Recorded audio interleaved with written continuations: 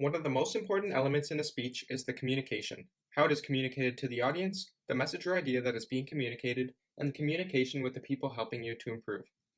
One of the most important aspects of doing well in this course was not only the marks I received, but my progress and the improvement I can make for myself. I firstly tried to think if this improvement was memorable to the people teaching, and I truly hope it was. In my introduction speech, I knew that I could go for something simple and start off with my name, but I understood from teaching thus far that a hook to engage with the audience and the instructors would be key. After making a sort of connection by saying one of my struggles with school and the course, I felt that I could be more comfortable around the instructors, and when it came to doing the Everest simulation and having Chantal in our group, I felt I was able to achieve that comfortability and mutual engagement. To those points, none of this would have been possible if I had chose not to engage in the course. There's no denying that at the start, this was my expectation. It's just a mandatory course, I don't really want to do it, and I'm just going to get my work done to the least of my ability and pass. It was slowly building up to it as the classes and weeks progressed, but when I read the Adler reading, my goals and what I wanted to take away from the course shifted. When at first I just wanted to sneak my way through the course, I started to realize the larger implications of having a course that is not designed only to present speeches, but to speak more concisely, thoroughly, and maintain the attention of your audience across all disciplines. When I was first able to use the information learned in the course and the Adler reading, I was preparing and presenting my intro speech. I'd spent hours developing and dissecting what I had written down on a piece of paper because I didn't know or I was not optimistic about what people would think of what I had to say. It wasn't a newly discovered situation I had been in. I'd been in uncomfortable presentations before, but this was not the same. I was talking about myself and trying to make people I don't know remember me, in my first few months in a place I had just come to. It almost feels like yesterday, the minutes when I was presenting. I felt like I was on a redesigned level of anxiety where everything was slow and fast at the same time. My brain wasn't processing things easily at all, but it was trying to take in information quickly at the same time. It felt as though I was taking an eternity to finish, but I know I probably should have slowed down my speaking a lot. I finished the presentation, and the time between saying thank you and receiving my mark back, I think my brain chose to purposefully make me forget to reflect. I got my mark and my comments back, and it started to set in how I was reflecting based on what I was learning. I understood the mistakes I had made and what I had done well on. I began to learn how I could apply the things I was reflecting on to my next speech. I enjoyed how I hooked in my audience, so I repurposed that same structure of hook, intro, body, and then tying back to the hook. I also understood the fact that my speaking was probably too quick and quite monotone, so I made my best attempt to not do that in my more important speeches. And now, looking back once more, it's bizarre to me that something as simple as talking about yourself for just a minute can arise new ideas, concepts, and habits for later. I feel I had not only made my way through the Kolb's learning cycle in that first presentation, but had some key takeaways. I didn't think introduction speeches could be as varied and interesting as they were. I realized that I didn't really know my Vape friends as much as I thought I did. And I realized I didn't know as much as I thought I did about myself. It's kind of odd actually writing it in words what your strengths and weaknesses are, and how you subconsciously compare yourself to others in just 1 minute. I remember talking with my classmates and them reciting their speeches for practice, and I kept thinking over and over, well, I guess I really didn't know that. Do I even know that about myself? And these points changed how I approached the major speech. I understood that in the first one, it might be kind of bizarre and weird describing the points of a person, especially yourself, but trying your best will get you farther than you realize. Based on my introduction speech, I knew what I had to improve and what I could do the same to achieve a grade I was happy with. I did the prep sheet to the best of my ability, I made a nice visual aid to keep my audience engaged, and I used my tying back to the hook structure, which I think were now solidified as bona fide methods. And when we reached our third key event, the Everest simulations, I was getting the grasp from the previous speeches, the feedback we received, and the activities in our labs on how we could tackle it well. Going in, I understood that all the information needed to be divulged first. We needed to communicate as a team quickly about what all of our goals were. We would only be able to reflect and continue with the simulation if we had internalized the expectations that others had. This helped us reach our individual goals and our team goals. We made a list of all the goals that would be possible for our team, and this mostly included the team goals as we would all get points for doing one certain thing, and then filling the rest of the available time and space with the individual goals that would increase the points of each member. My expectations lined up with the results.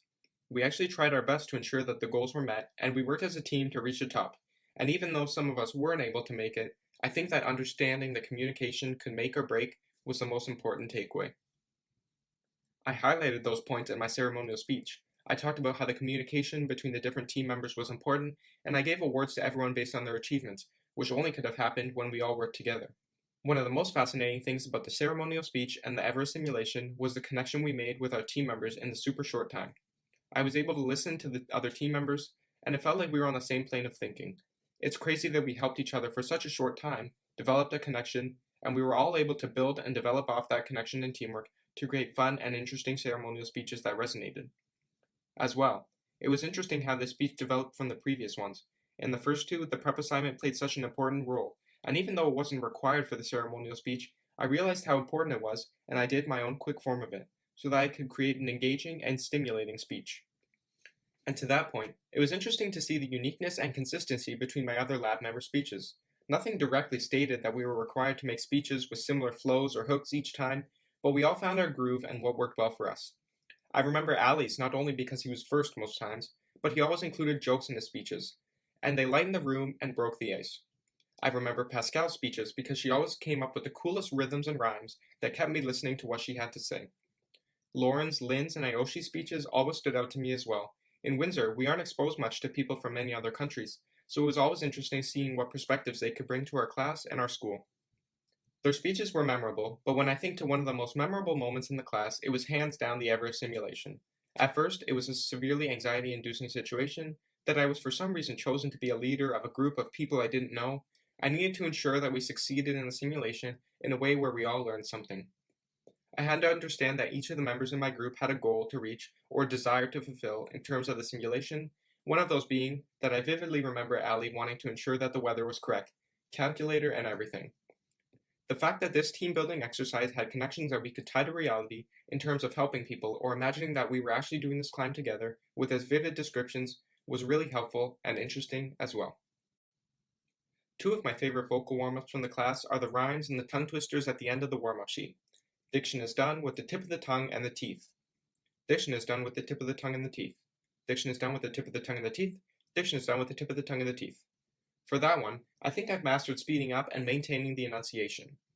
At the start of the year, I also struggled to do what a to-do to die today, at a minute or two to do, a thing distinctly hard to say, but a harder thing to do. What a to-do to die today, at a minute or two to do, a thing distinctly hard to say, but a harder thing to do. A harder thing to do it was, but through my practice in my labs, I think I've got it down. When I look back at the class, I do think that the vocal warm-ups and the labs were some of the most challenging aspects of the class for me. I did not, and still really don't like presenting in front of people in a formal manner, but there was something so strenuous about doing the vocal warm-ups in a comfortable way. I'm not used to reciting tongue twisters and funny sentences and laughing with people I don't know. And I'm not even sure that throughout the whole semester I've truly achieved a full comfortability with them. That's not to say I didn't make personal progress and met goals that I set.